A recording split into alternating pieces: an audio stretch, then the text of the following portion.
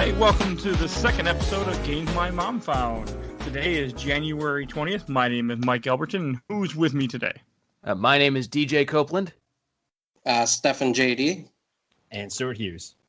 All right, and this week, thanks to one of our co-hosts having to take a freaking nightmare vacation today, we're bringing to you Silent Hill for the PlayStation 1. And obviously, this will contain spoilers, so if you didn't know the story of the game, don't worry. We probably didn't either until we watched the video, because the game's missing something. We'll get into that later. Okay, and Stefan, since you picked this, I want you to go first and see what you got to say about this nightmare. All right, well, I'm just going to go over a little brief history of Silent Hill. Just kind of what happened in the game. Basically, the backstory about how this town that's a place of spiritual turbulence came to be kind of... Well, it started with an arson fire that was allegedly claimed the life of Alessa Gillespie.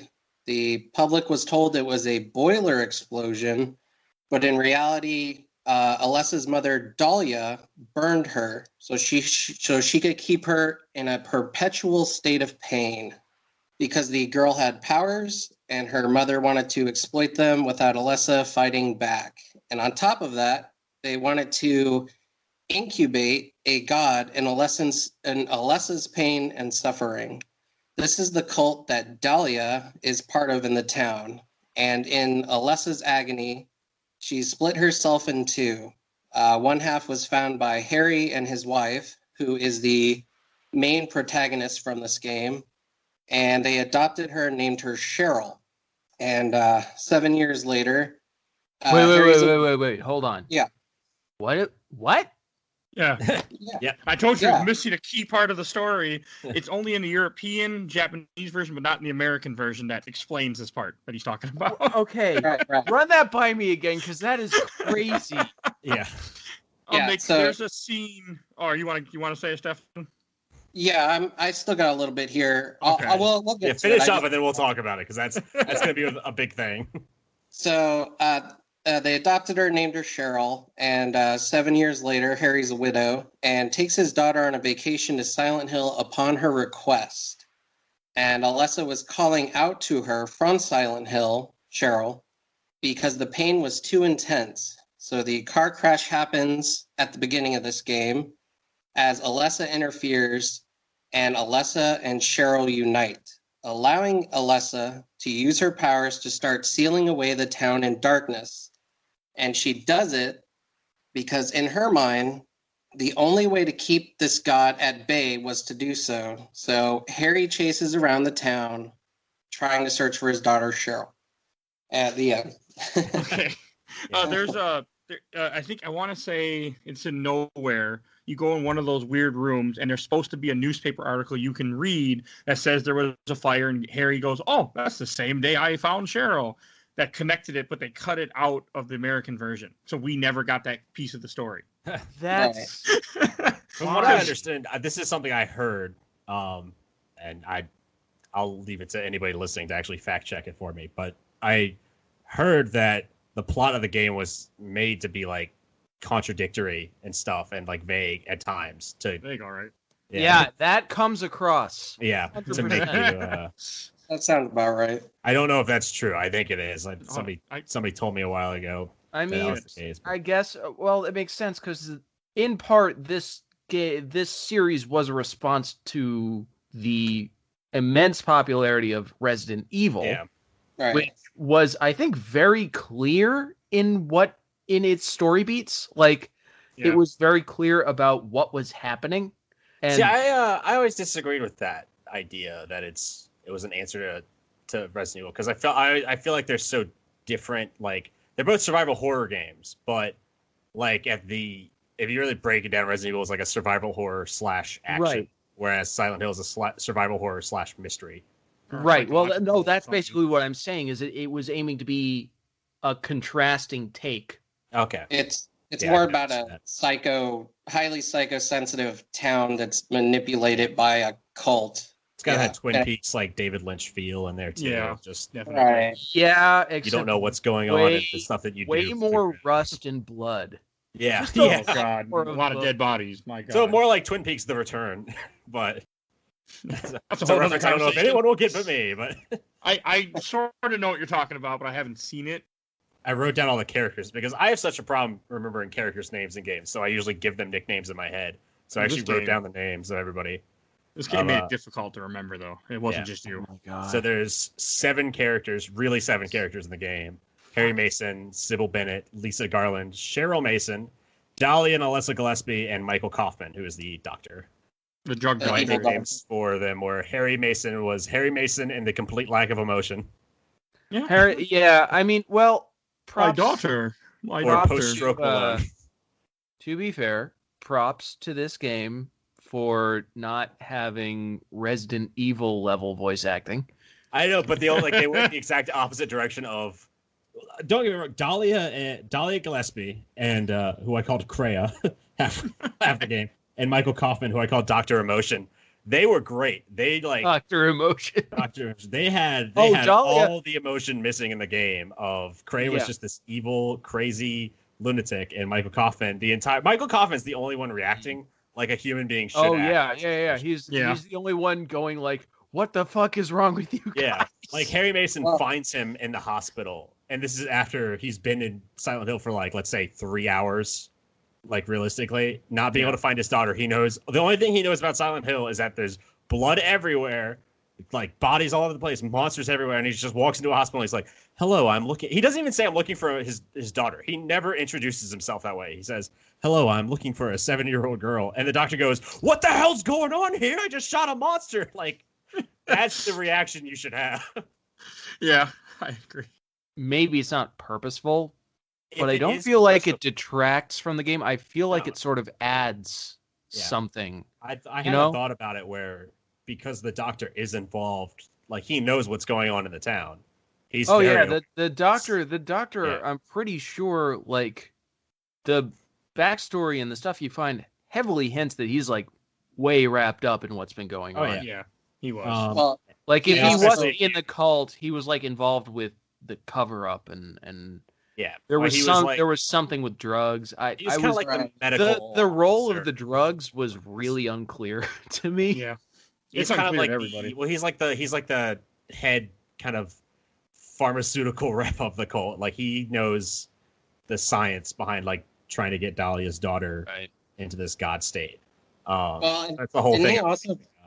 he also take out the nurse? Didn't he kill her? No, that so what the happened? nurse you're talking about Lisa Garland, who Yeah. Lisa Garland. Yeah. One I with call blood on her. definitely good air quotes or Lisa needs graces were my 2 nicknames for her.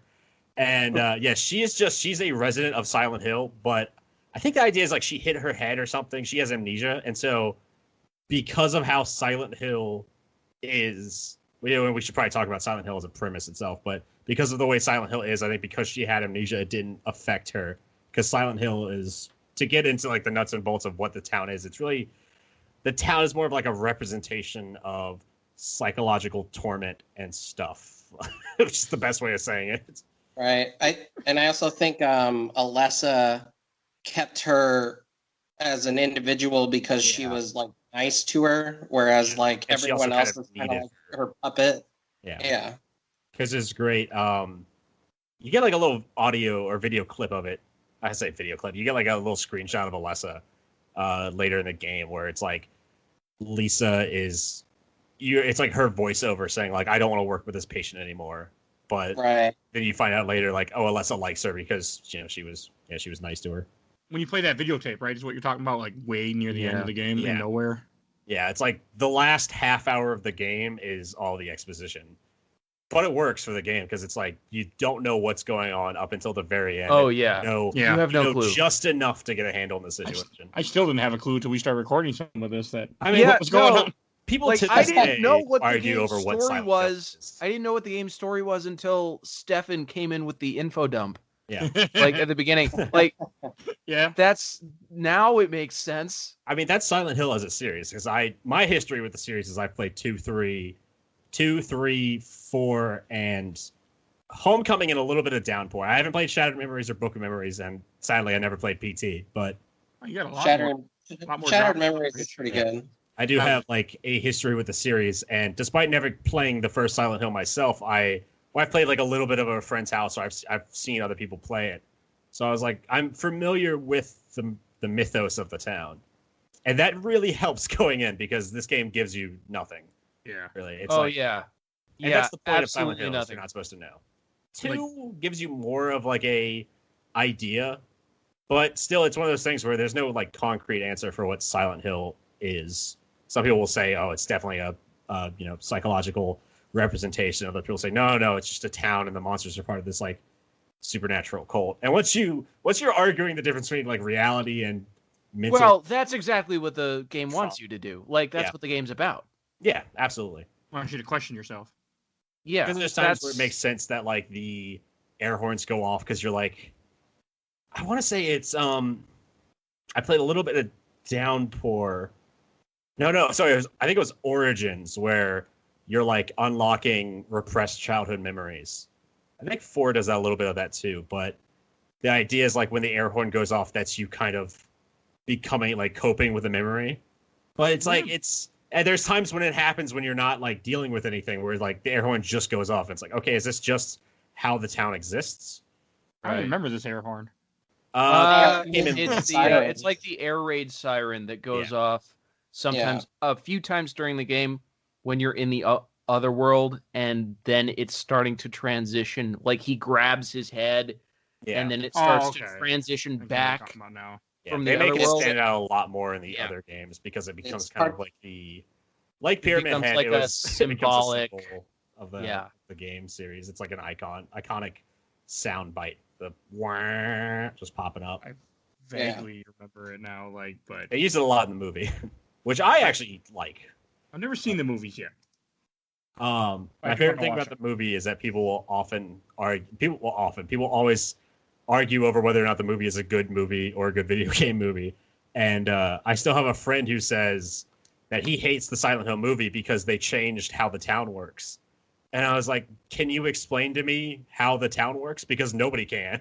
So like, they changed the way the town works somehow, even though you don't know how the town works. The whole point of the game is you don't know how anything works. Yeah, and you're not supposed to know how anything works. Even with the explanation that I now have, I still have questions of, well, how does that fucking work? Yeah. I mean, you're not supposed to know. It's still there's still an aspect of this story, even when the whole thing is laid bare, that's still weird and maybe symbolic and psychological and surreal. And the rules are changing all the time because you're not supposed to get a handle. They do that on purpose. You're not supposed to get a handle on how the town works because they don't want you to have that like knowledge going in. Exactly. You have a general idea, but things are changing, and it's supposed to be like a game that challenges you mentally, I guess. That sounds pretentious. Right. Well, no, it sounds about right. Like, they want that fear and suspense. They want you, like, because this game, this game was stressful. Like, when I was playing this game, throughout the entire of it, I didn't want to turn it on. I didn't really want to play it. I'm like, I don't really want to do this right now. But it's definitely so much fun. It was a struggle, guys. It was a struggle finishing this game in a week. Like, oh, yeah. Yeah, because I would actually have to make myself do it. I would have to like set aside a chunk of 2 hours. It's like, okay, this 2 hours, I'm going to play Silent Hill. I'm just going to play it for 2 hours, and then I don't have to do it anymore after that. Because, like, you don't want to go back in. Yeah, no, honestly, it's like, and it's like the first area that you're in the game is old Silent Hill. Because how the game works is you get the tourist maps of like Silent Hill, and you have to fill them out. And the first area, I think, is by far the biggest. Yeah, it is like for sure. It's like you learning the game, and it's so open that by the end of the game, when there's like monsters everywhere, but you're like kind of praying, you're kind of like happy with that because it's like, okay, at least it's just a hallway, and I can just navigate a hallway rather than trying to navigate old Silent Hill. It's super confusing where to go. Like, if I wouldn't have had a guide, I would not have beat this game in a week. Yeah. I wouldn't even play it. I would have stopped. Absolutely. Well, that's the thing. Without a guide, I would not have been able to do this game, and without a guide, it would have been 10 times scarier. Yeah. Oh yeah. It would have I would be a wreck. I wouldn't be able to I would be paralyzed.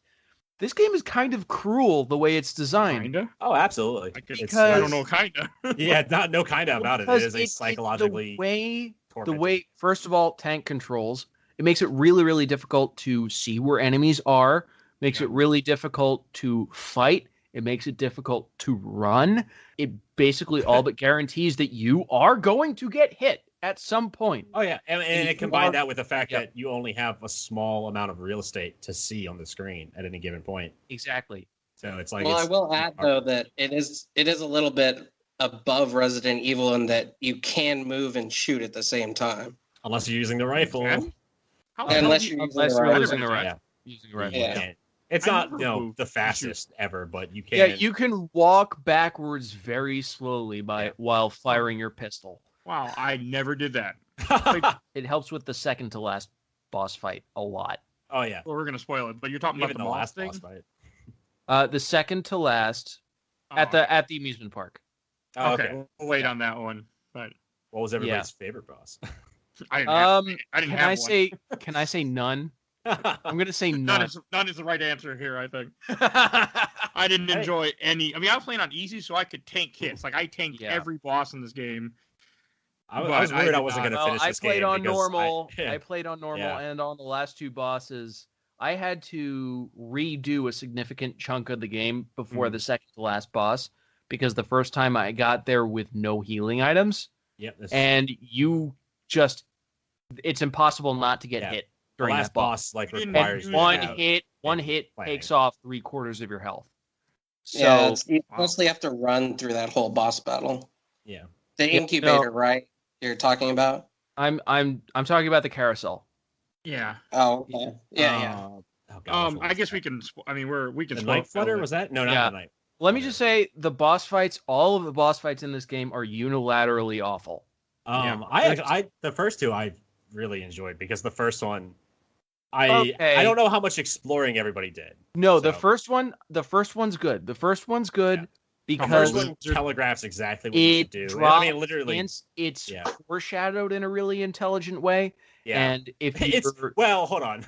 Let me stop you right there. It's foreshadowed in a really awkward way. In a really obvious way. It's obvious, but you find a book that says, like, and the hunter approached the lizard. I remember this very clearly because it stands out as such a weird thing to find. So you're Harry Mason, just an everyman kind of guy. Like, you're just like, video game dad. And you find a book that says, the monster or the hunter went to fight the lizard, and he basically taunted the lizard into attacking him, and then he shot an arrow down the lizard's throat and killed it. But it's like worded as an old like grim fairy tale type thing and he shot his arrow down the gullet of the lizard, and the lizard fell dead. And then at the very end, Harry Mason goes, I remember reading this as a kid. Oh well. And it's like, what? I mean, that's never been a fairy tale. What terrible ass grandmother was reading you fairy tales like this? That still kind of builds the setting in a way. Yeah, because that's something from his memory that's now in Silent Hill. Yeah, it gives you like the slightest bit of. It gives you like the sense that Harry Mason's a person rather than just a two-dimensional thing you put yourself into. it also sort of, that's in the same room with, or at least you find it at around the same time as the book that's by that professor that's like, oh, well, we're finding these results where teenage girls can have their psyches manifest physically in weird ways. The whole school, like everything you find in the school, is just that place was creepy. Weird. Like it's like the little kids with a knife, or they look like knives in their hands. But even just like the notes that you find that were clearly in the school before everything went down, and it's like it's like, oh, and we use this chemical. Like the puzzles are, we use this chemical to melt hard rock. But then if you think about it, it's like none of these notes makes sense to be in like a public high school. They're all really bizarre. Like, you feel like the cult's influence on the town, I guess, of just everything is a little bit weird. Yeah, exactly. Speaking of the school, did you guys notice the kind of little like story bits it would put out where it would have Alessa's desk like in a room by itself, like she felt alone? I love that. That's so. I remember that room. I don't know if don't want to make the claim that Silent Hill did that first, but I feel like that's such a common trope now. But back in Silent Hill, just like that, oh god, that desk in the center of the room, it's so creepy because you don't see it. The way Silent Hill works is you don't see it until you get close to it. So you're just in an open classroom and you're like, oh, this is just an empty classroom. And then you see those single desk in the center of the room. And every movement at the edge of your flashlight puts you on edge because you're like, is that a monster? Is that something that's going to kill me? Yeah. Well, we should talk about that because that's like a foundational element of this game is the limited range of sight and the radio. Yeah. It's nice. Great coping mechanism for... The radio is such a smart design thing because it accomplishes a lot of different goals at once. It sort of compensates for the fact that your range of vision is so limited. Like, you know when a monster is nearby now. But at the same time, it's tense. It makes it so tense. Here's the thing about Silent Hill that surprised me. There were way fewer jump scares than I thought there would be. Because this game does not really do jump scares. Yeah. It does more like gags. Like the kitten in the locker or... I never did that. Which is like that's like a reverse jump scare. It's like just building tension. The whole game is just to make you tense from the second you start playing it. This whole game is about building and maintaining this just dread. Yeah. That's a good way to put it. Yeah, there was a lot of that. Oh, man. Like, you're just soaking in it the whole time. Mm-hmm. It is a profoundly stressful experience. And every dungeon you're in, you are aware that your health, your ammo are constantly being sapped.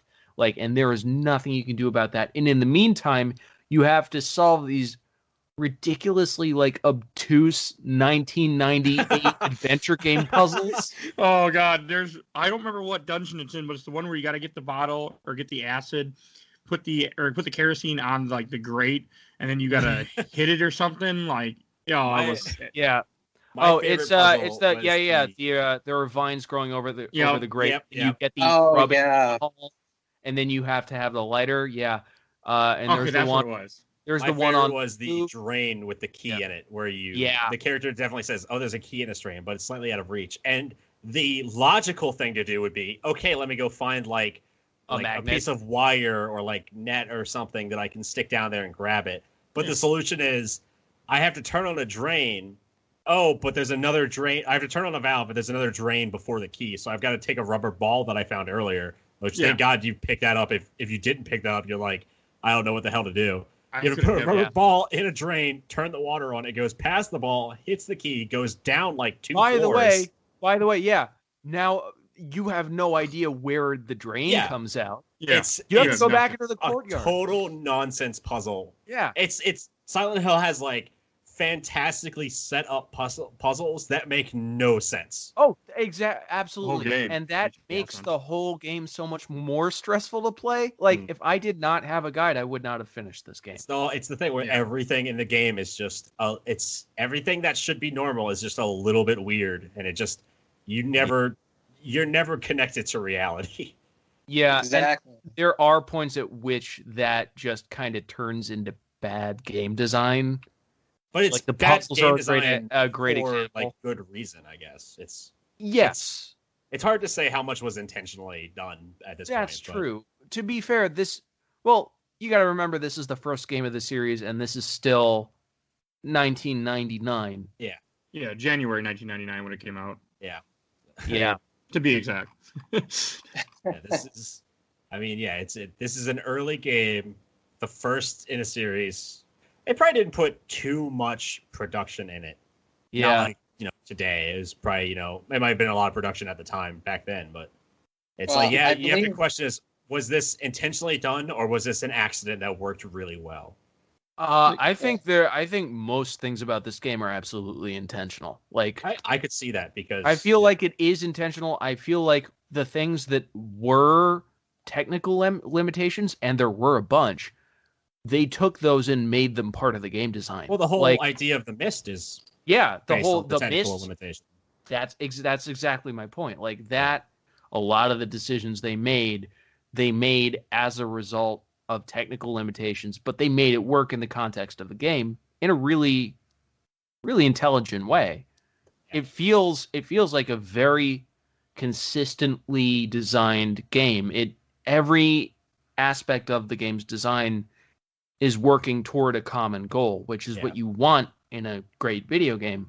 Yeah, I mean, I make fun of Harry Mason for like having no emotion, but that's consistent. It's not like the game starts and he doesn't say something that you'd expect, but then he like reacts normally to the rest of the game. The whole game, he is actively like fighting what your normal reaction would be. And that sort of still, intentional or no, that still kind of works within the context of the game, because the game wants you to feel off balance like that. Yeah. Well, it wants you to feel like, okay, this isn't quite right. I read like even the guy you're controlling, you're like, this isn't quite right. I know tank controls. Yeah, he's not supposed to be like a military vet anyway, so I mean, it works in the sense of the story, maybe. The guy in Homecoming is actually a military vet, and they people don't like Homecoming, and I understand why. I enjoyed it for what it was. It wasn't the best Silent Hill game, but it was a good game. It's not even a Silent Hill game. It takes place in the town over, but the guy in it is a vet, and so you're a little bit more familiar with weaponry and like how to fight. And I think that works in that game, despite kind of taking you out of it a little bit, or kind of losing a bit of the theme of it. But yeah, for this game, you're just a guy who a cop gives you a gun for some reason at the very beginning of the game. Yeah, that didn't make any sense to me. Like, why would you? I don't know. Maybe everything else should be bothering me, but it bothered me. Like, why would you just give this guy? Yeah, you don't know him. A gun. You're in a town where everybody's gone except for one dude. Maybe you have one suspect. Maybe don't give him your only gun. Yeah. True. Well, no, that was not her only gun.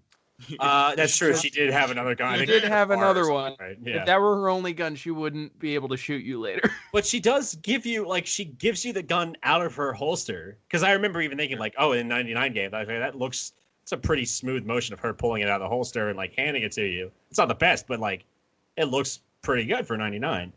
Well, fun fact about that, actually, is that the guy who did all the animation in Silent Hill did it by himself. Wow, that's really impressive.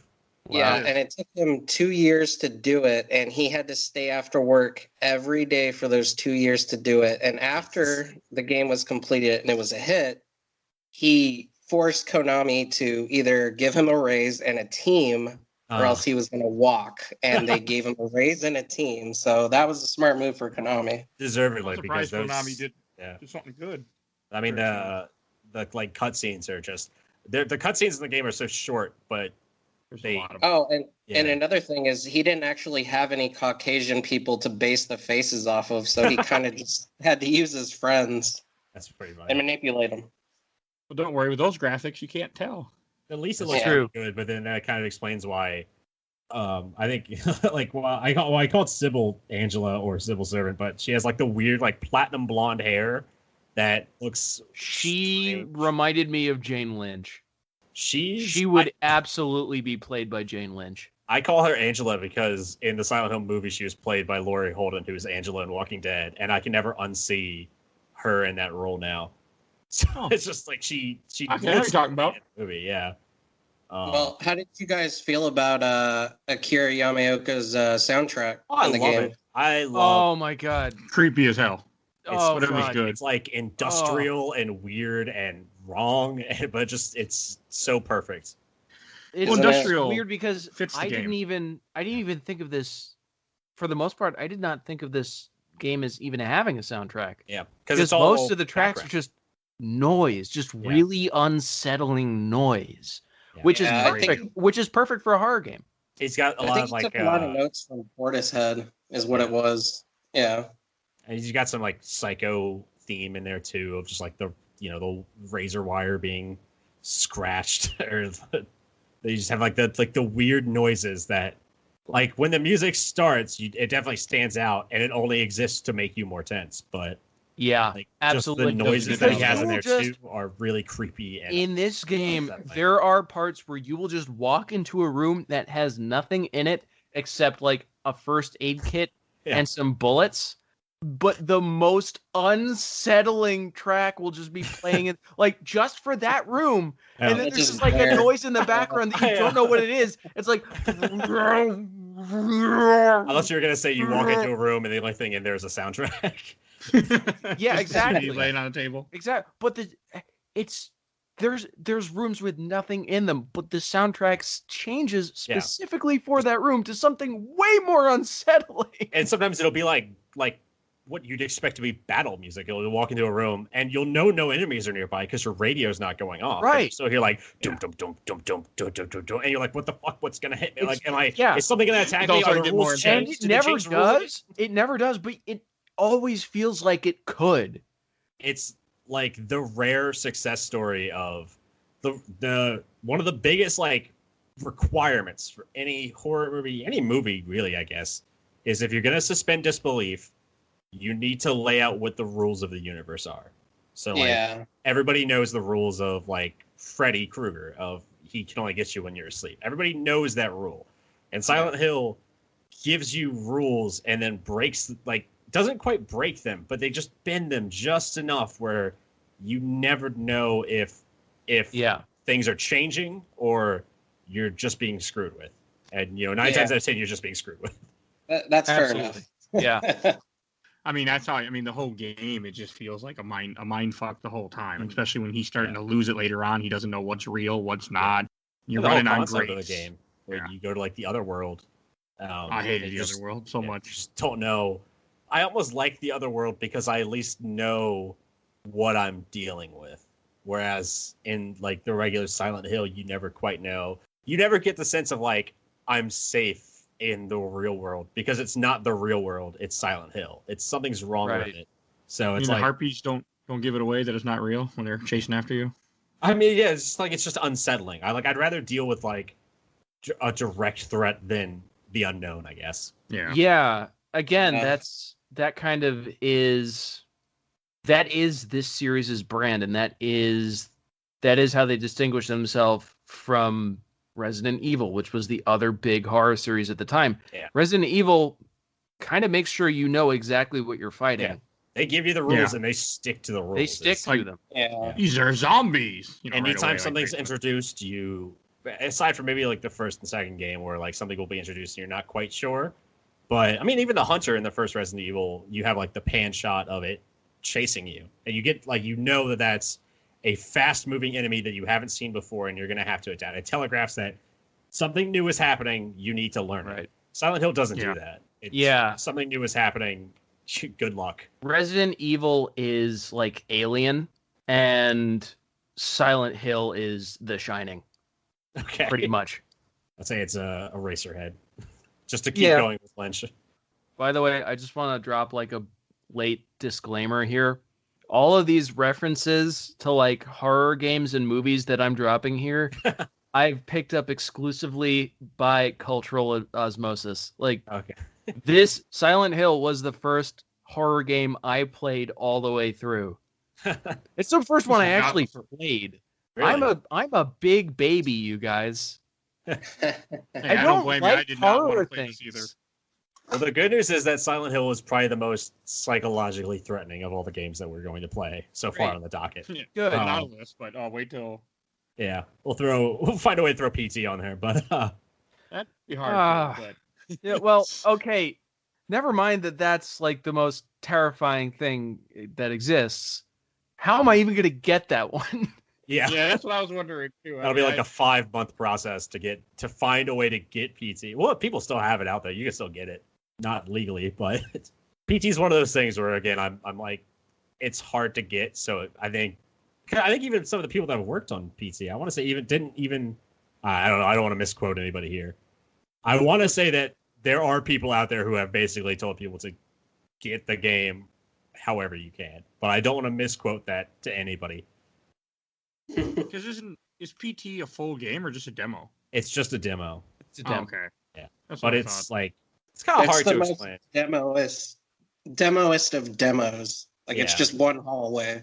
Yeah. But it's one hallway, but it's like one hallway. It's one hallway with a over creepy, faceless fetus in it. Like I would play an entire game of that one hallway, because it is like you're just re-experiencing it over and over again. It's a hard demo to explain, I guess. Okay, I feel like it's more like finding clues, maybe. That's what it was. Yeah. It's the Majora's Mask of demos. It's reliving the same time period over and over again. Oh, what did you guys think of the map? Like, one thing I really love when you run around Silent Hill, or especially Silent Hill, but anything like where he would start updating the map, like, oh, the street's on here, and you scribble on it. I got a kick out of that. Yeah, I love the way the game marks the map for you. I wish that's great. More games would have that kind of system of, like, I wish Bethesda would scrap their entire map system that just everyone hates and nobody on the planet has ever enjoyed looking at. But like, I love the idea of, rather than filling out a map as you go along, having a map at the start of the whole area and being able to say, okay, this hallway doesn't work. I'll cross that out, and I need to go this way. Because there are games now that give you like pins and stuff that let you do that yourself. Yeah. But I don't see the game doing it automatically a whole lot. It's what I do when I'm playing Resident Evil. When I go back to the Resident Evil series, I usually, not the later games, but the first game, like Zero, where you're in, you're just in the mansion, I usually will either print out or draw up a map and fill it out, and like, I'll mark stuff down as I go, because I like doing that. I like saying, like, okay, I've been in this room, or this door is locked with this key. I love that, and I love that Silent Hill does that for you, but it also makes it part of the game. It gives you the sense that, you are doing it. Well, did anyone else feel like it was the biggest FU when you went to the last dungeon nowhere and there was no map? Oh God, yeah. I was so angry. Yeah, it makes sense within this the game though too. Yeah, because nowhere is a combination of everything you've done so far kind of merged together. Like, right. Speaking of nowhere, I would have totally not a way for them to save assets. True. Absolutely not. I didn't think about that, but yeah. Silent Hill is the greatest victory of not having enough resources possible. Oh yeah. No, they made the best possible game out of that. Yeah. We talked about Super Metroid doing more with less, but this is doing everything with nothing. Yeah, absolutely. Close to the TV when you're playing this game. Like, I was sitting close, sometimes sitting like 10 feet away other times. But when you sit close during the cutscene, you'll see their leg shake. Their leg will just start shaking for no reason. Looks like they're dancing, and their hand will be shaking. And I'm like, and my wife's like, well, it's because he's scared. I'm like, no, it's just this game can't handle it. That's another thing I wanted to see. So, talking about like the character animations, I love Harry Mason's idle animation because it looks like he's shifting weight back, like between his the front of his feet and the back of his feet. Like, he looks like he could not give a shit about being in Silent Hill. Like, really, like in reality, he should just be like walking around town, and the second he walks into a door, he should just be like fuck.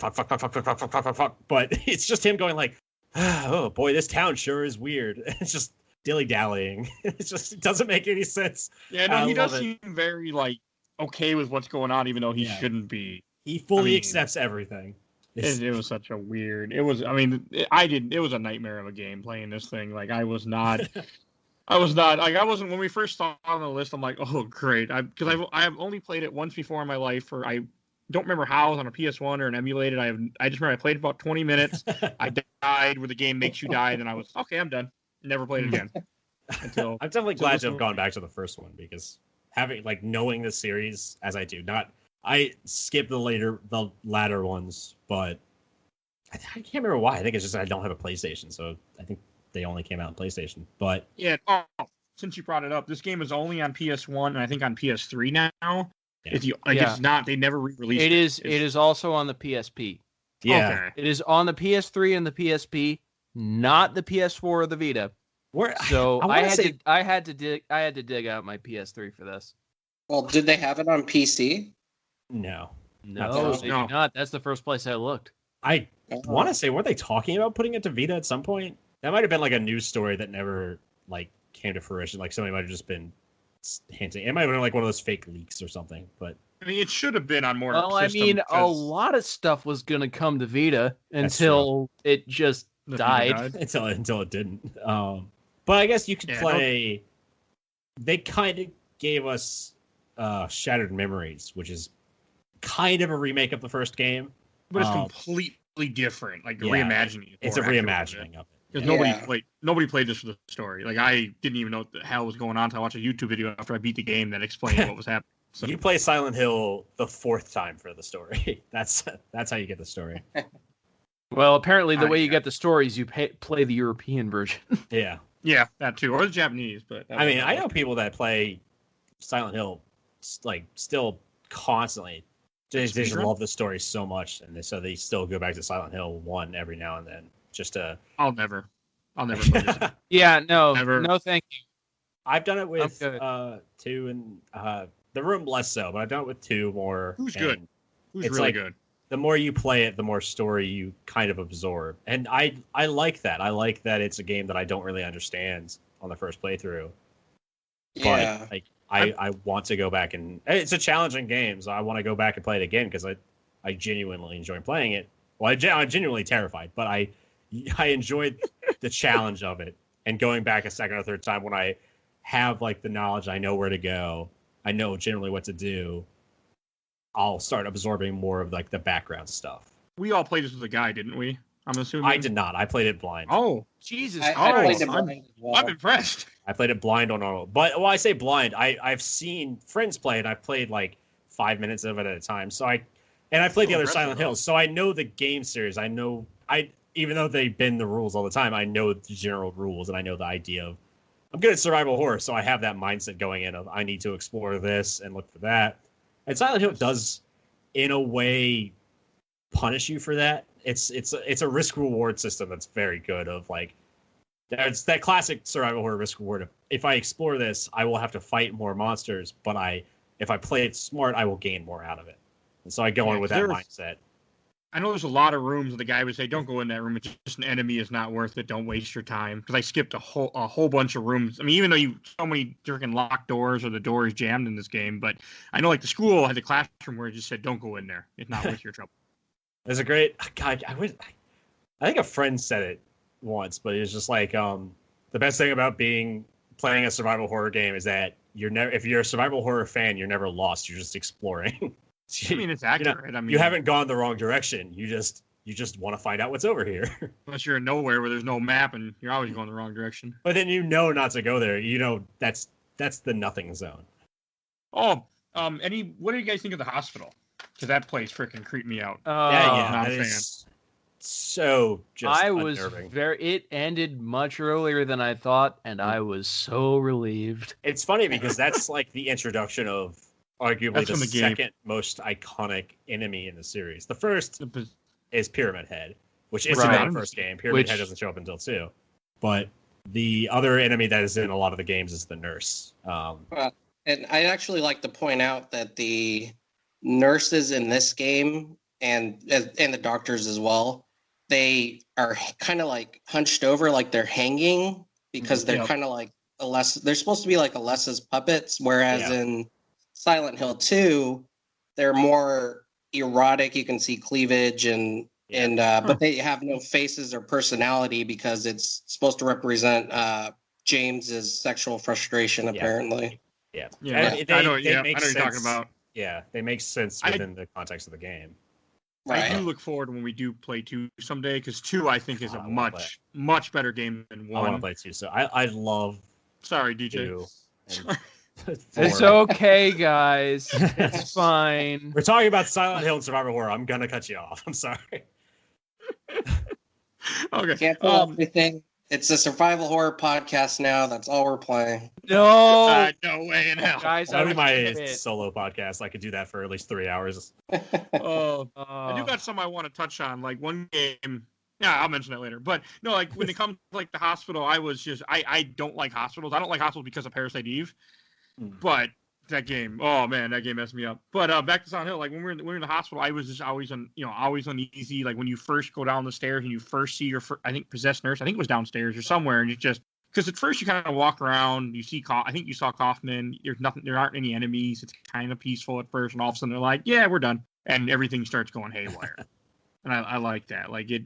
I know another thing I like when I first saw my nurse. I will say, yes, that was maybe my favorite moment in the game, is when you finally get to the elevator before you go over to the other world in the hospital. You finally get to the elevator and you're like, okay, cool. I made it to the elevator. And then you take it up to the second floor. You get off. Door's locked. It's like, oh, okay, weird. I guess it wants me to go to the third floor. Yeah. You go up to the third floor. Oh, Locked. What? But there's nowhere else to go.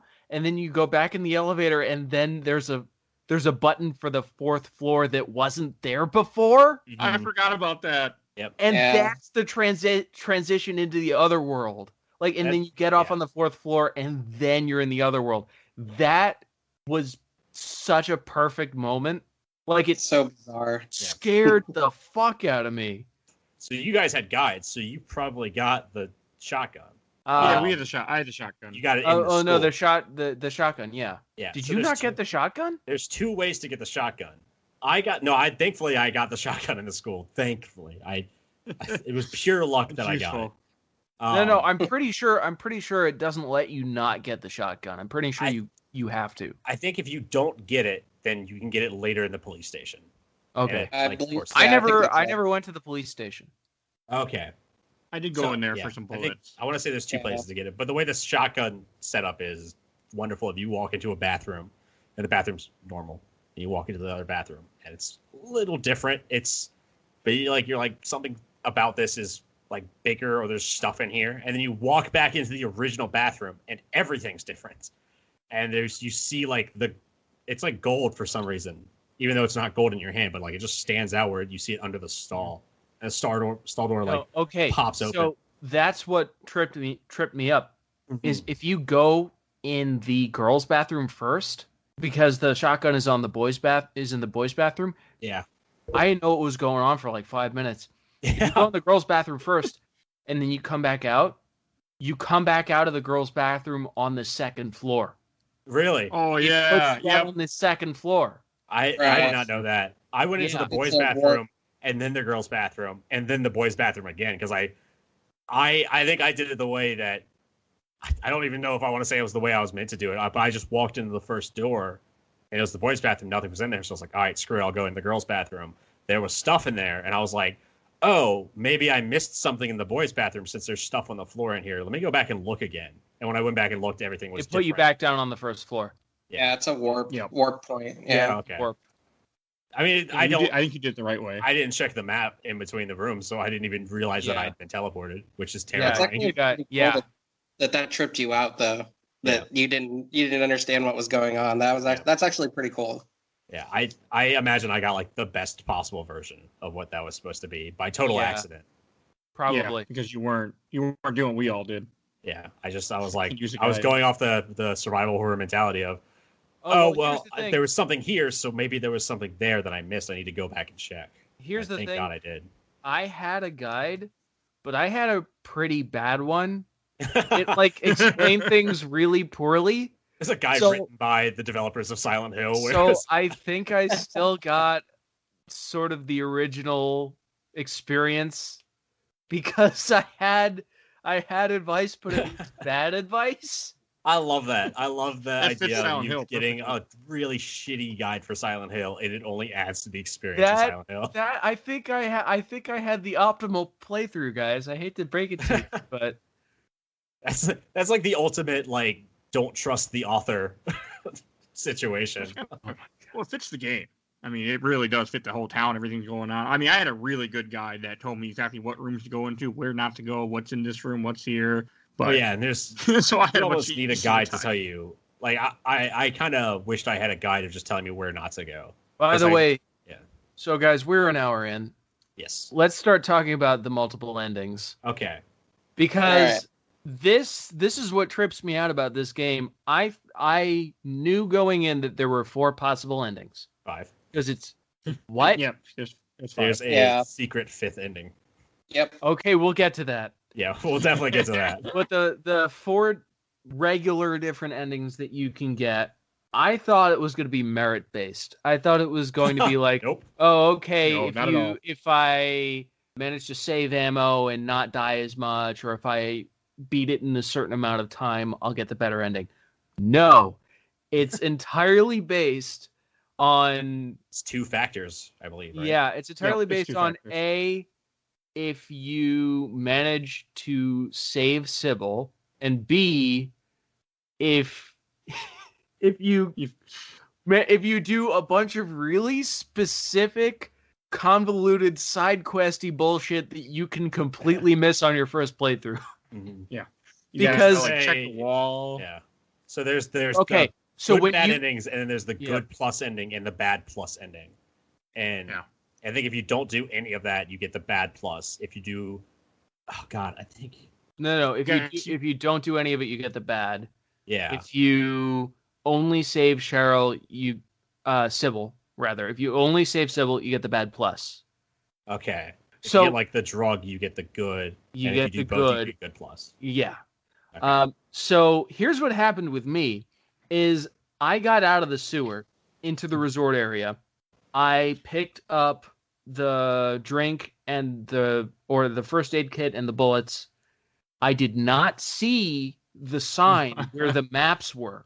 I didn't realize that this was an area, like an actual area that had a map. I thought this was just another like linear wander around in the dark until a cutscene plays kind of sequence. Definitely not. But which the game tricks you into thinking is normal because the beginning of the game is you wandering around dying. Exactly. Until a cutscene plays. Yeah. So, but that happened. I wandered around the dark until I got close to the lighthouse, and then the cutscene plays where it changes to the other world, and now it's a linear path, and you have to go to the lighthouse. Mm-hmm. And I got there, and I saved, and then I looked at the guide, and it said a whole bunch of shit that I missed. It was like, It says, okay, now you go to the motel. I was like, what motel?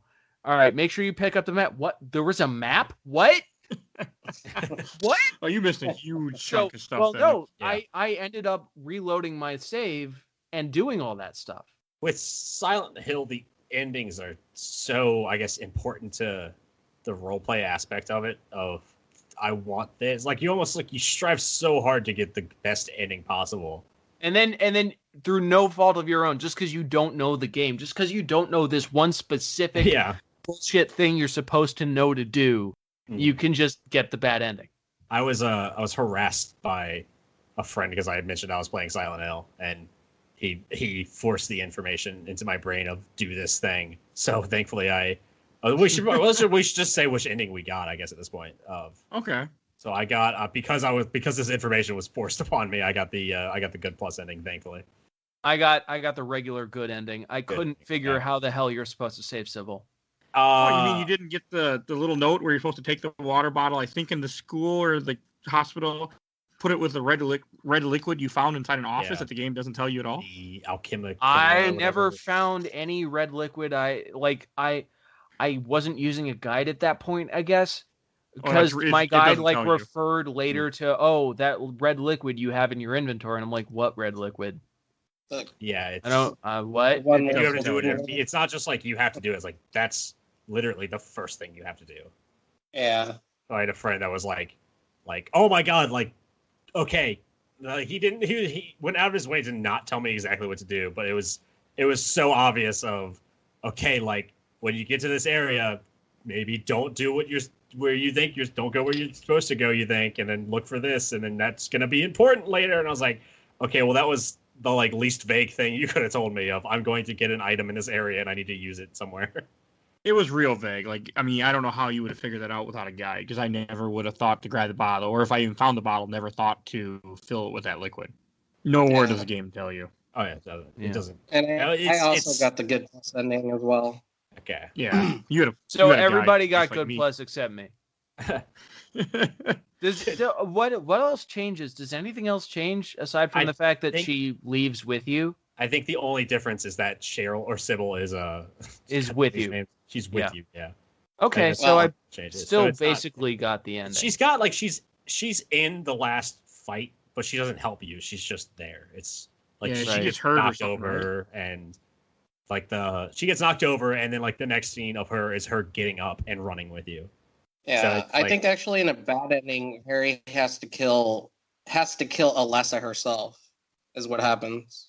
I know. Yeah, because he doesn't throw the liquid at her that makes the demon come out of her, so you just have to kill her. Oh, right. Wow, that is a bad ending. And I know that one of the endings is he just wakes up in the car and it was all in his head, because he's in a coma or dead in the car or something. I think the fifth ending is the fifth ending the alien one. Yep. Yeah. Because then the alien one where the aliens come. Yeah. What? I love You can that. only get through So a something you need to know playthrough. about Silent Hill, the series, is that there's always another secret ending. There's gonna be, the good endings and the bad endings, and then there's always a joke ending that is so hidden that you have to like go out of your way to find it. Like you gotta play the game a very specific way to get it. And it's usually not until you play the game a second or third time that you're even able of unlocking it. But usually it revolves around play this game more than once. insane There's people like reasons me. Yeah. I wouldn't, but you do Usually- get secret weapons. Yeah, oh I yeah. would. I think Homecoming gives you a laser pistol that's also in 2 or 3, I can't remember which one, that has like unlimited ammo. And it's like, well, that completely changes the way the game is played. It's like getting like the Chicago typewriter in Resident Evil 4, and it's just like, Oh, I don't give a God. shit about enemies anymore. I love that. I love that game so much. We're going to play some of the Resident Evils at some point, but... We're doing 2 here, soon. Oh, yeah, we are going to have to do that. Yeah, we're doing that at some point. Probably shouldn't say when, but... Nah, I don't know. this is my Maybe change. that's- We'll find out. But yeah, usually the secret endings in Silent Hill revolve around 2 concepts of either it was an alien experiment or the other one, which is so weird and fantastic and just bizarre, is in some way you walk into a control room and you find out that the entire game is a simulation being run by a Shiba Inu. I do know about the Shiba Inu ending. Yeah. What the? Because that gets like memed constantly. And my favorite part about the secret endings in the Silent Hill series is that they're all kind of connected. Yeah. Like that is the greatest string between the games of like the secret endings. So you could say like people say like, oh, what's the canon ending of Silent Hill? That's the canon ending, is that everything is a simulation run by aliens and a dog. Are they That's, connected at all? that's the biggest connective factor between all of I them. did not know That any of that. I like that this game has a sense of humor.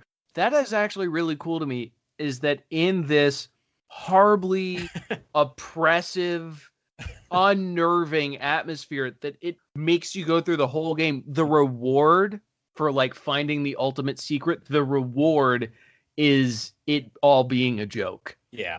The Yeah, reward it's is, oh yeah, So it's finally some It's levity. just- I love Here it is, it you because you found can play Silent Hill then.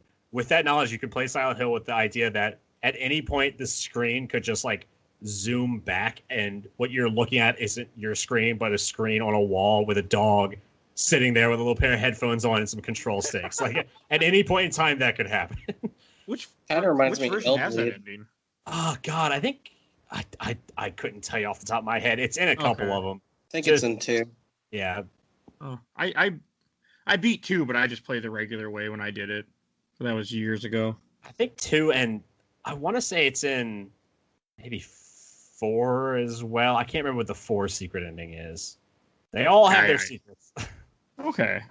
I think 3 No, I'm glad is the UFO where you leave town and like a UFO comes and abducts you or something. I can fit 3. I played like 10 minutes of 3 once, but no, I'm glad that I didn't even know you were a big Silent Hill fan until this recording. So Well, it's more funny that I'm such a huge fan, but I never fully really sat down and played the first one. I've only played the others. So, That's a good thing. That's a so good yeah, thing. it's been nice to go back and like see where everything came from, I guess. Yeah, Like, I've same seen here. it. I've seen it, and I've played a little bit of it, but I've never made the effort to sit down and go through it myself. Yeah, no, I don't blame you. I don't. I mean, like, I like survival horror games to a degree, but this was one that I was not a big fan of. Not Yeah, So- there are Would it certain. go on the shelf. when we get there, yeah, I got my opinion on that. Yeah. but- There are what's the- certain aspects of this game that, I mean, this game makes it all work. Like we said before, it does make all of those technical limitations work in its favor.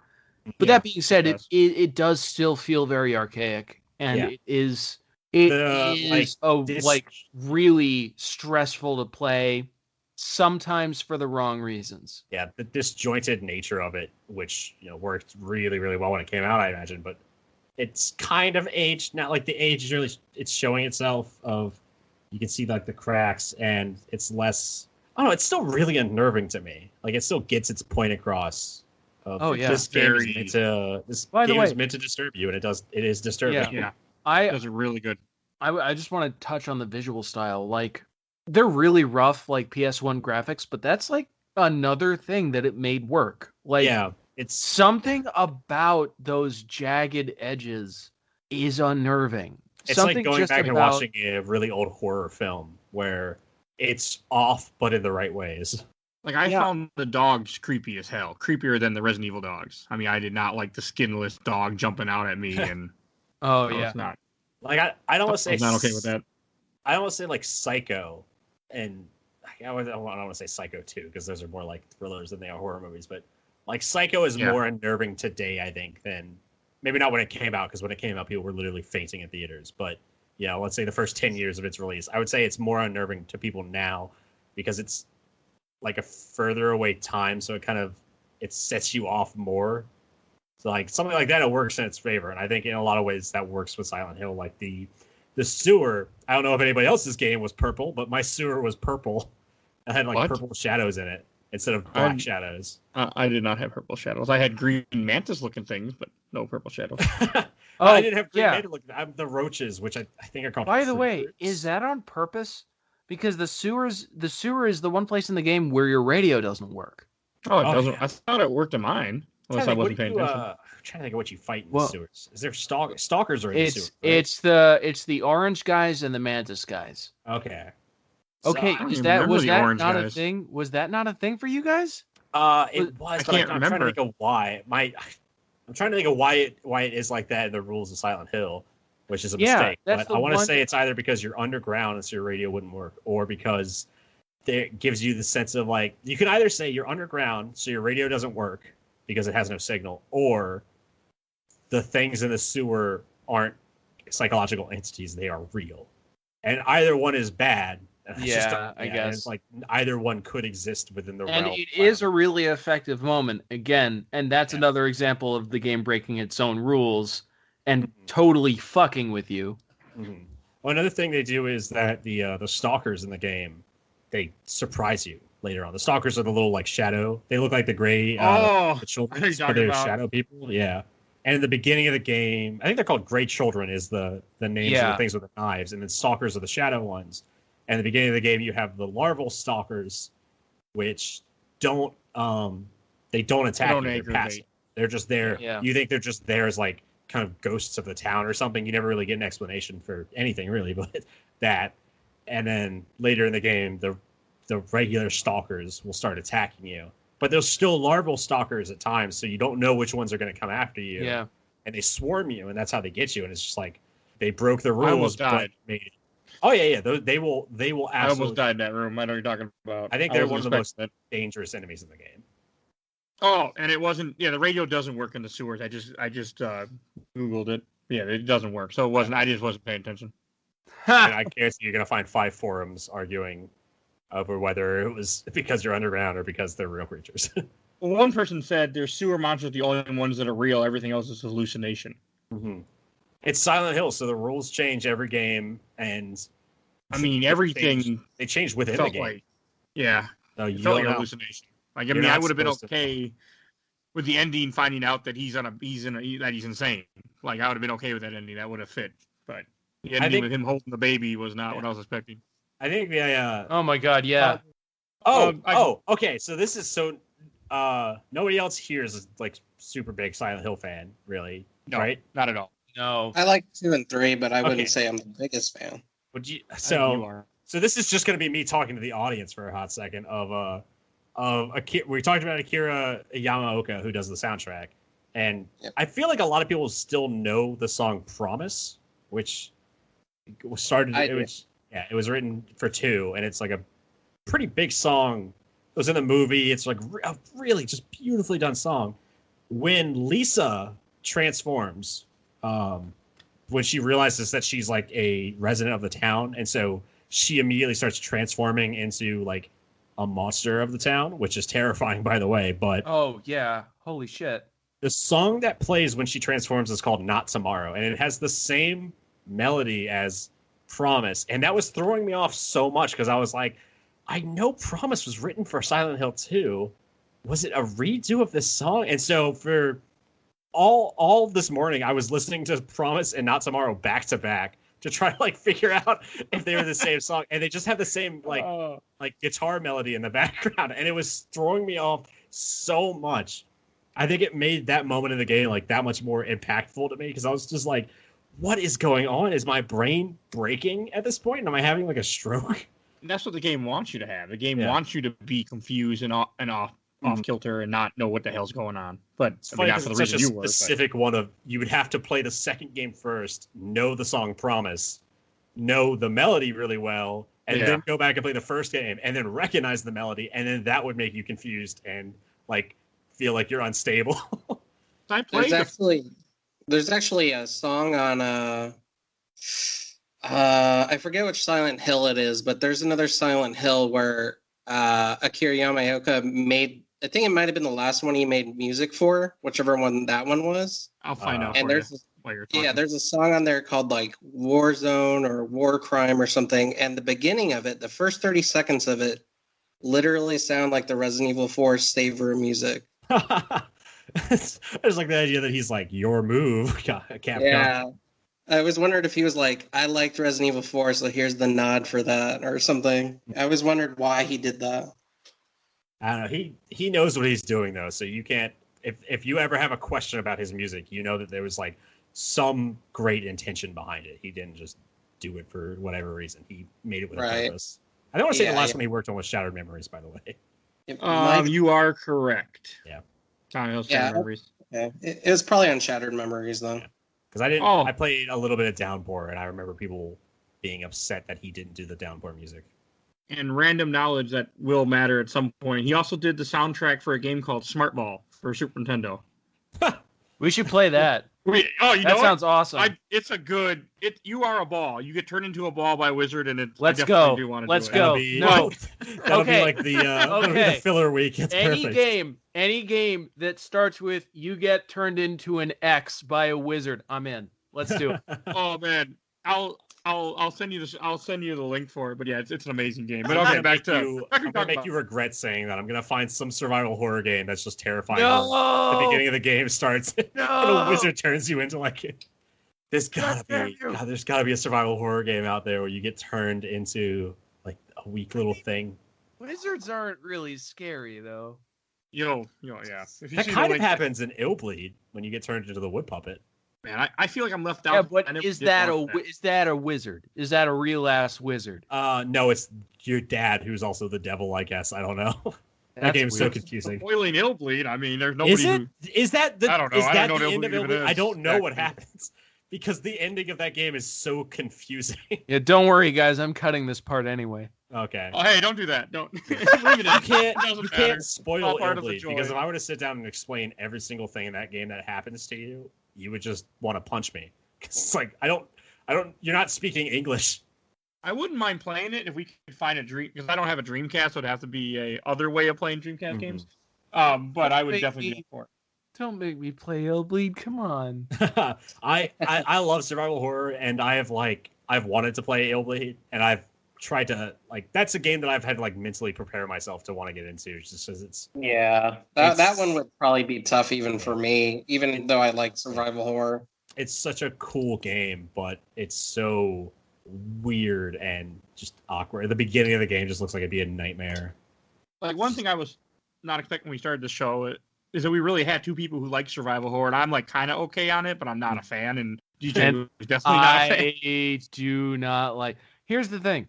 With this being my first real experience legit playing a real survival horror game. Not a good entry point. Well, it wasn't. I feel like I've been baptized now, though. Oh yeah, you got thrown into the deep end. I've experienced essentially the worst of what this genre has to offer. Yeah, I'm good. Yeah. I'll bring on Resident Evil now. I'm good. Yeah, I can do that now. This is less a survival horror, more a psychological torture experiment. And absolutely. The dog. Yeah. It's if the worst. Listen, if I play Resident Evil and the worst that's ever gonna happen is a zombie jumps out of a closet at me, and I have a shotgun and I can just shoot it, and I know where it came from and what it is, fine, let's go. Yeah, it'll be a lot less freakier than And I'm like doing. I'm like playing a fucking Green Beret or a cop, like someone who has weapons training. Yes, thank you. Not a After guy Silent who's Hill, given a gun. Resident Evil, whatever. He does pretty good with the guns, though. I want to say that actually plays into the gameplay too, because the gameplay of Silent Hill 1 is you're shaky and stuff. I actually want to say the way this I think the gunplay is really smartly designed. Yeah. Because it does some things that I've never seen any other game do in terms of designing toward the idea that this is someone who has no weapons training, who's in a stressful situation. That's why the fact that he seems like so nonplussed in cutscenes didn't really like matter to me, I guess, as much as it did to you guys, is because it comes across really well in the gameplay.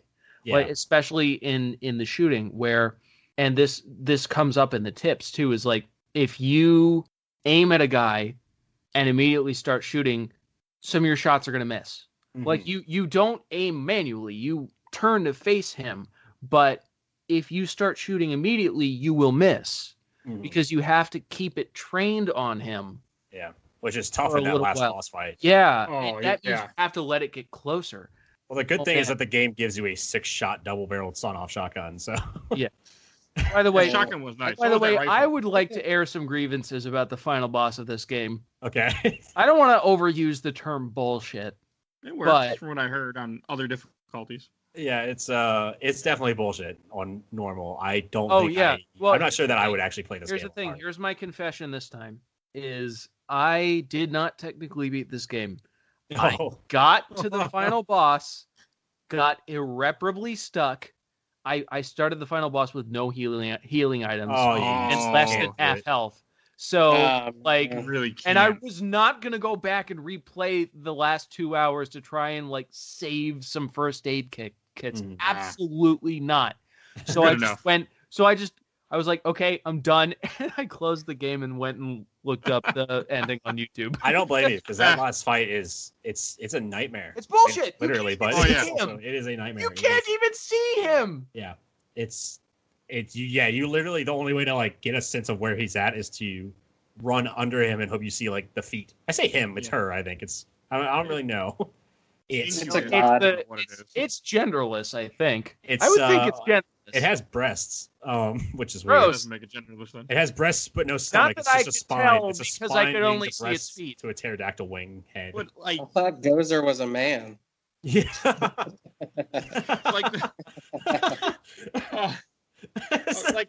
know the beams can kill you like in one hit is what I was reading. Well, for me on easy, I used that. Yeah. The vial you get. It's basically heal after every hit.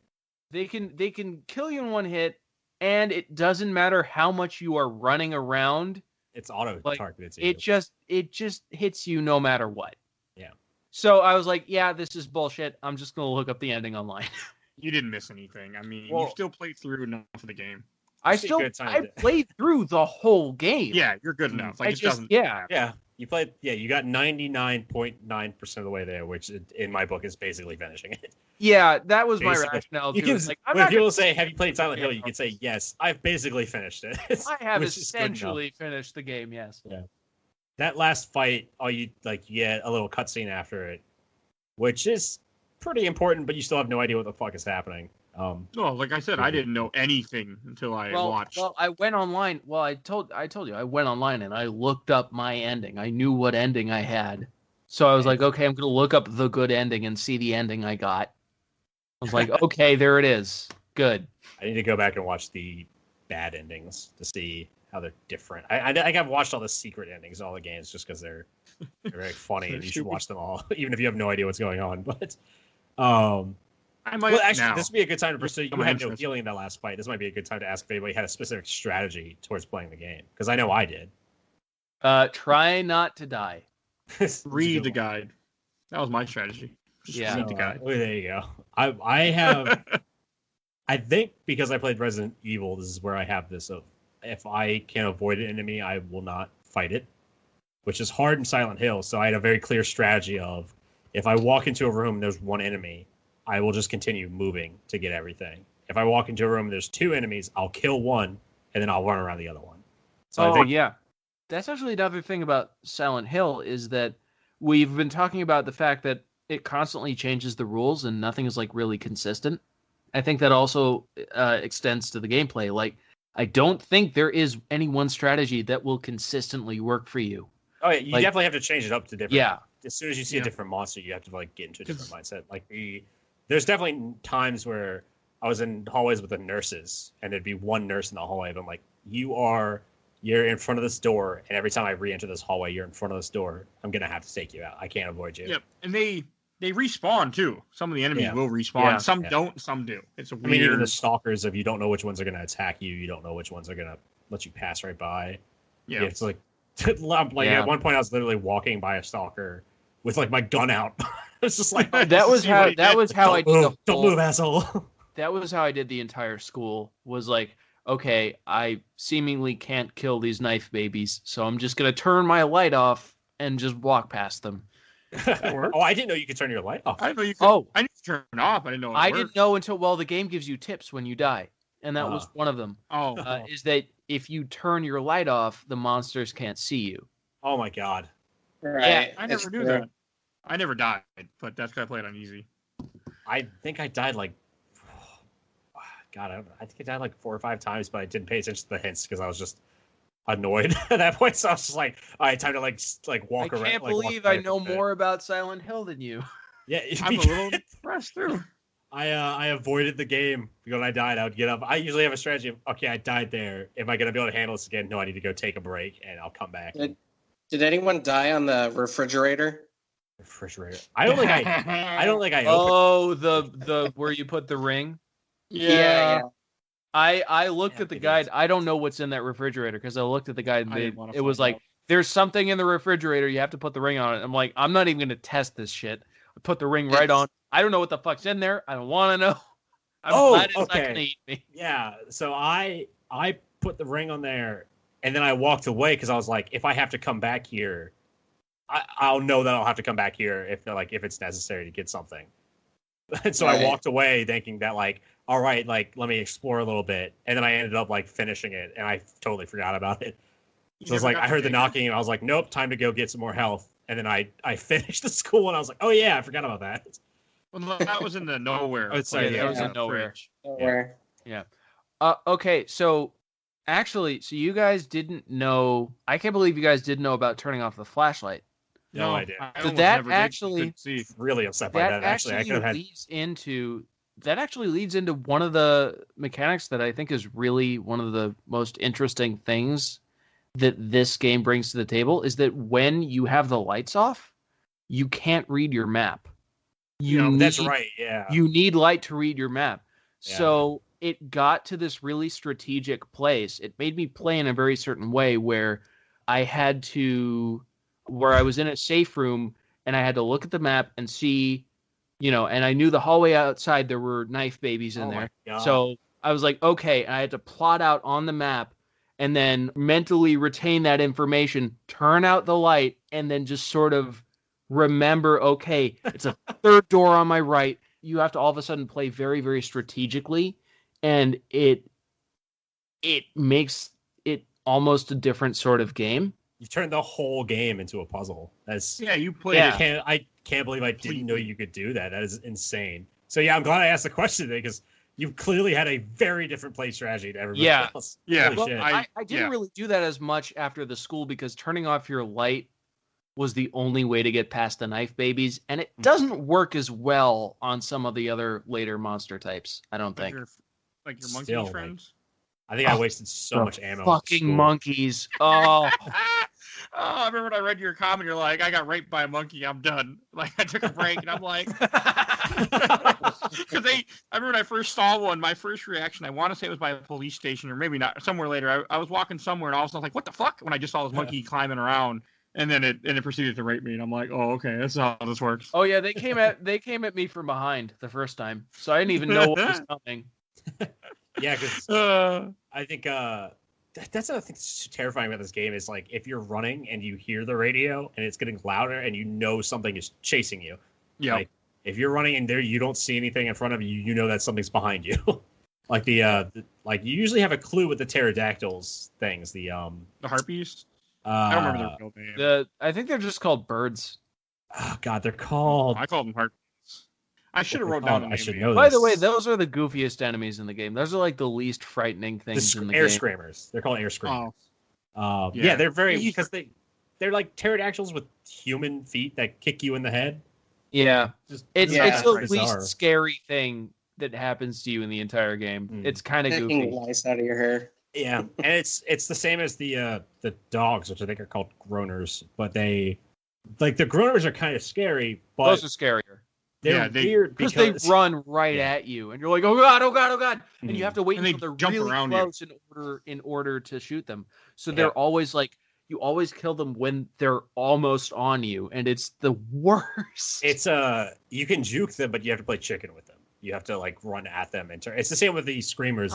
The best way to dodge the screamers is if you run right at them and then turn in the last second, like at a 45-degree angle, they'll just fly by you. And I would just turn left or right when the screamers were chasing me, and it tended to work. But I never tried that method. Screamers are a little bit easier. The groaners for sure. You gotta like play chicken with to really get the juke down, like consistently. Never tried that. I didn't shoot much. Like I played most of this game just beating everything down with melee weapons. Like I loved the steel pipe, and then when you get the hammer. The melee weapons. I felt like the melee weapons were terrible. Like across the board. I loved them. Maybe because I played on easy.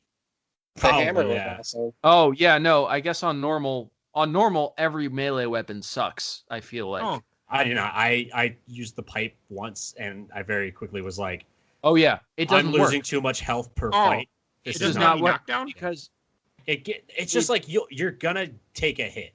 Yeah, you're gonna take it. It doesn't really knock enemies down. Yeah, you're just sort of trading blows with them. And it's like you have to decide kind of what to use. Like you get the knife as well, and the knife.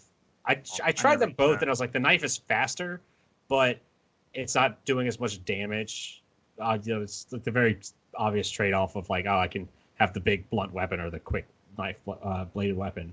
And I was just like, I'm probably gonna take a hit if I try to navigate into a fight with a melee weapon, and I just can't do that. That's not in my play style for any game. It's if I can take something down without getting hit, that's the best case. Yeah, because that's the thing is, first of all, the melee weapons, the first couple that you get are so slow. Like you're gonna get hit before you even manage to hit them. Yeah. Number one, number two, you gotta really wind they do barely any damage. Like they do so much less damage. I don't know if they do knock back on normal. On easy, like the pipe did knock back on like the little things with the knives in the beginning. And when I got to the hospital, the hammer did tons of knockback. But even then, like I could hit something, I could take it down without taking much damage at all. Like maybe one hit if I was careless. Oh yeah, see on normal it was like it's a lot different on easy. And that's one hit is like one hit that I'm not going to have in the final boss. Yeah, I had every little bit of hit. Yeah, I mean, and that's really a testament to the way this game is balanced. It really, because you're either going to be draining health or ammo or both. It doesn't matter. You're going to be draining your resources no matter what, and that is a constant stressor through the whole game because you never know when you're going to find your next ammo box, when you're going to find your next first aid kit. Like it is when the next time you're going to be able to save is like save points are pretty not common, not but friendly. Still it's like I play games so conservatively. Well, survival horror usually. It's other games not so much, but like any survival horror game I play, I am like a fundamentalist, like religious nut where I'm like, don't tempt me with anything, game. I will hold on to every last bullet. I will hold on to every last health pack. I am going to like everything's going to be maintained in my little rucksack here. Don't touch anything. And so I like that's definitely the tropes of survival horror too. Yeah. Is conserve everything. Well, there's some that are like, I would say Resident Evil games. Maybe the first one, second one's still kind of the same, but like you get like the sense that things are like balanced in a way of I can use this much ammo here. But even in Resident Evil games, it's like I'm gonna save this because I know there's gonna be a fight coming up that I might need it in. But once you know what you're doing, you can play like more liberally with stuff. Like I think now going back and playing, I guess Resident Evil 4 is more of an action game, but going back and playing Resident Evil 4 now, I'll I'll be a little bit more liberal with ammo and I'll burn through some more stuff. Yeah, I mean that game pretty much an action game. Yeah, me. it's like I know that. I know what you mean. More ammo is on its way. And we talked about playing Stalker. Stalker is like, I know I can shoot an enemy and take their gun or take their ammo, and I can play a little bit more liberally if I need to. But yeah, a game like Silent Hill or like Resident Evil 1 and 2, I am like, if I waste a shot, it's like a punch in the gut. I'm just like, that could have killed an enemy. Yep. See, easy. I didn't have that problem because I had 200 handgun bullets majority of the game. Oh my god. I didn't shoot. Oh wow. Man, in easy, it's a completely different game, which I didn't realize. I mean, that's a kind of a trademark of Silent Hill. I think it's 3 where hard requires you to actually know Shakespeare on hard mode. I think it's 3 where if you play on the hard mode, you're like the game assumes you're coming in with knowledge of some Shakespeare works. Whereas if you play on normal, I think it'll. That's not how difficulty works, Silent Hill. I think it's 3. What are you doing? Right, it's either 3 or the room. Whoa, yeah, it's Shakespeare puzzle in Silent Hill 3. You are right. Yeah, you have to know Shakespeare. I don't remember what you have to know. I don't remember the puzzle very well, but I have it. But I don't know if I want to read it right now. But I haven't pulled up. Yeah, the game. Yeah, like Silent Hill. Usually, the difference between easy, normal, and hard are there's a big gap between the two. Yeah, he's right. I'm looking at it right now, and it has 3 different versions of it, depending on what difficulty you're playing on. I don't know if that's the case with the latter ones. I don't know if that's the case with the first one. I assume it is, but that's that is kind of like a thing to assume in Silent Hill is if you're playing on easy, it's going to be easy. If you're playing on normal, it's going to be hard. If you're playing on hard, go fuck yourself. No, I mean, that's one thing, like, as we're talking, and I'm really noticing, I mean, there was a huge difference between, like, how me and Stefan experienced it compared to how you guys experienced it. Because, I mean, they really mess with difficulty on normal, which I play everything on easy just because that's just who I am. It's funny, too, because you guys played on easy and you had no experience with survival horror. We did. We played on normal, and we still had a ridiculously hard time. Yeah. I mean, Stefan, I know, is a big survival horror guy, I think, right? Yes, that's correct. Oh, sorry, yeah. Well, I mean, you are the one who suggested this game. This Nightmare.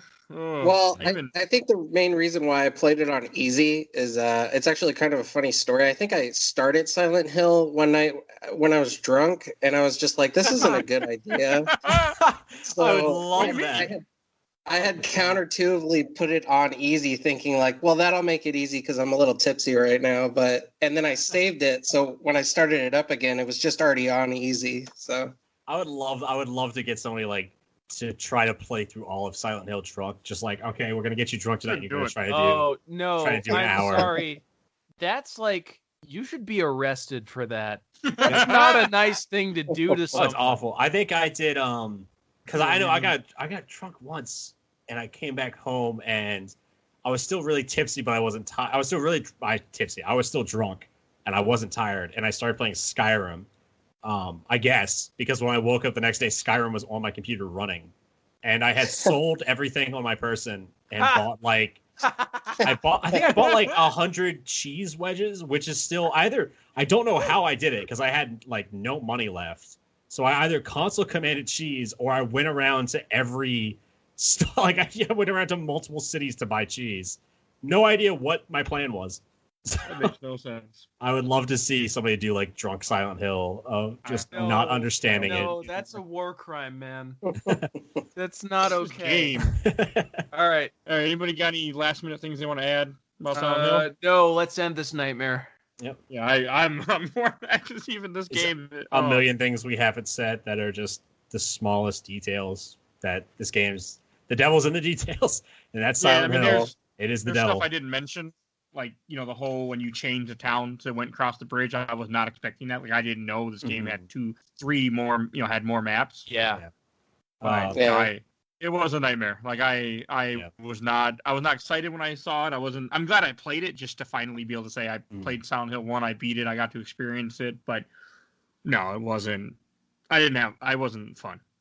Say that. I wasn't fun. No, it was not a fun game.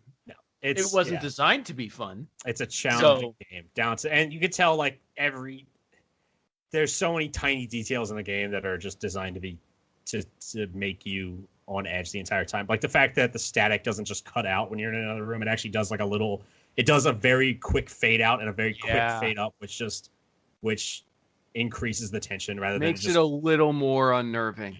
If you were to walk into a room and just immediately hear shh, it'd be like okay, like I know there's an enemy. But the fact that it goes shh, like really fast, it just puts you on edge. Your heart rate just goes up with it. Like when your map is open, you still have the radio sound, lower, but you still have it. Like it didn't stop. There were times I just paused the game. So I'm like, I don't want to hear anything. I just want to look at my guide, read. I don't want to be stressed out. Like it was an ordeal, that's for sure. And I like some survival horror, but not PS1 style. It's a game that makes you focus on the details, and then the details lie to you. But it works. It's. I mean, the point of the game was to make players uncomfortable and boy did it succeed. And it succeeded. This is pure success and intention. Like I couldn't imagine playing without a guide like you did. I mean, you had your background to the history of the game. I came in with an understanding of the series, and I've seen other people play it, so I have a general idea of it. I had some vague memories of I know this game a little bit, but yeah, I think there were times where I was definitely like, oh man, I really want to pull a guide up right now. But I'm impressed. I give you kudos. There's it's a hard game. All right, and then the last part is, as we were talking, we'll say if we shelve it or box it, as I kind of said earlier, I would box this game. I don't need the cover art, nothing. Just throw it in the box and never look at it again. Preferably. Yep. Box. Shelf for sure. I would keep it on the shelf where it actually is on my shelf. So definitely 100%. It's on my hard drive. That's a clean 50-50 split. Yeah. I'll have to do a poll or something on Facebook and say it's just it is. It's by the way, shelf and box, that is not just for the benefit of the audience, that's not whether we think it's a good game or a bad game. Mm-hmm. That's just whether we would be like, yeah, I would play this again, or yeah, I would display this in my home. Is this a game that I would want to identify me as a player? Yeah, that I identify with. Yeah. And for me, it is. It's a good explanation. It is a psychological mystery survival horror game. It's everything I love in a game. It's everything I love to hate in a game. I would absolutely put this on my shelf. This thing's a nightmare. It's going back under the bed. Yeah. It's You lift up the bed skirts and there's only 5 copies down there. It's like, what? If you like what you heard, I say try it just for the sake of trying it. But it's not something that it should be played once, experience once. It's rough to go back to. If you're a survival horror fan and you haven't played Silent Hill, rectify that like I did. And even though we spoiled the story, we spoil things, it doesn't matter. I mean, you'll enjoy the game more that you kind of know what you're going into because the game ain't going to help you. The game ain't going to tell you. And you'll still enjoy our interpretation of it. That is kind of the thing is spoiling this game does not change the experience of playing it at all. It's still a nightmare. Yeah. And again, it's your interpretation of it because the game lies to you, so you kind of have to pick and choose what you want to believe about it, which is why people still argue about what Silent Hill is today. You need to get the information yourself and decide what you think is right. All right. Anything else you guys want to put? Otherwise, I'll start the outro. So I was wondering, there is something. Maybe I should have said this beforehand. Oh, you're good. But maybe at the end of each episode, we can tease the episode we're doing next week. Okay. This week, I don't think we can. We don't really know. Yeah, we might not be able to. Yeah, okay. So, full disclosure, the next game that we planned to play for this podcast was an RPG, a multi-hour-long Japanese RPG. It's going to take a couple weeks to finish. Mm-hmm. So, next week is a filler episode, and we don't know what it's going to be yet. I got a list, inklings guys. of games that might work. But yeah, I got. By the way, that wasn't a pun. It's not Splatoon. No, it is not. Not Splatoon at all. I'm not. No can do. It's Splatoon 3. We have an early copy. Oh man, no. It's Spurato Kingu, which was the Japanese only spiritual predecessor to Splatoon. It was only on the Virtual Boy in Japan. And boy. I So managed next to week get we'll be flying to Japan and playing. yeah. I'll start the outro. So far, if you guys want to find us, I mean, you've already found us somehow. We're on Podbean, we are on Stitcher, we are on Spotify, and if I can get that image working for iTunes, we should be on iTunes. Hopefully by this recording, unless they decide to. Because they're difficult to. They are not easy to get on. Near you? Question mark. You can also find us on the Twitter. We are actually on Twitter now. We have at least one follower. I was going to check that before this recording. I can drop my mic. Completely forgot to look that up. But no, follow us on Twitter. We also have a Facebook group you can find us on. We are, on Stitcher, we are Games My Mom Found with no spaces, unfortunately. But everything else, it's just normal as you found us. But yeah, no, please follow us on Twitter. I'm going to be posting the episodes on Twitter. I'm also going to eventually, as we get more and more people, I'd love people to ask questions and we'll actually have a list of what we're playing ahead of time. You guys can play with us. We haven't really started that yet, but we will be. That's a good idea. And DJ, you want to... So our intro was provided to us very graciously by Mike Stoney, a.k.a. Bulby. The track, it's called The Cool Kids Squad. It's an original composition off his EP, Bite the Bullet. You can find Bulby on SoundCloud. You can also find him on his YouTube channel, youtube.com/Bulby, Bulby, as well as original work. He does 8 and 16-bit remixes of video game tunes. I'm a big fan of his. Big thanks to him for letting us use his track. And yeah, check him out. I listened to him last week after we did the outro. I like his Dragon Ball 8-bit remixes a lot. Yeah, he does good stuff. And you can find us all in either Facebook group on I Watch the Entire Overblood Super Replay, or find us in our own Facebook group, which no one's joined yet, but I'm hoping to have some stuff going on with that. And anything else you guys want to throw out before we call this an episode? No, let's end this. I'd just like to say one thing, actually. I'd just like to say that if you like the content so far, never mind. Actually, cut that out. Never mind. I'll save it for another time. Will do. Leave it in there, but there's humor. Salutations from Silent Hill. All right, guys. Have a good night. All right. Good night, everybody.